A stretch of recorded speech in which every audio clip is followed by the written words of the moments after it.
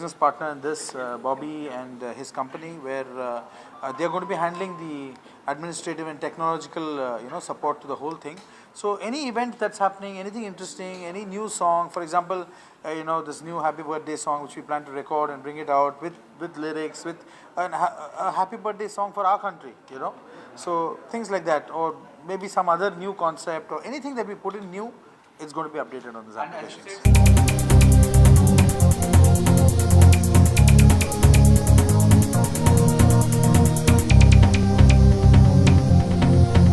'So it's all moving in a very, very fast pace. It's a very exciting time to be living in with technology like this. And especially where your fans who are very passionate about this music and you can interact with them. You can get a feedback from them, So it's very personal. It's become very personal. It's not that you just see us, doing a movie thing and you read about us. Now we've gone one step ahead.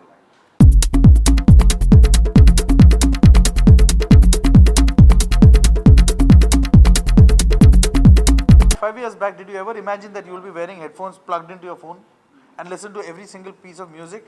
I don't even know many people who have, when is the last time they heard a CD? Because everything is available on the phone. So it is moving at that pace. If it is moving at 80 kilometers per hour, we should think 100 kilometers per hour. So we have to go. India uses more mobile phones than any other country. The other thing which I found out, which is very interesting, is that India has the highest English-speaking population in the world, which is something that we always tend to, and youth, the highest number of, and youth is the highest number of people in this country. So, they are the people of the future. So, technology married with art, that of any form, whether it's music or poetry or this thing, when the marriage happens, there's going to be an explosion.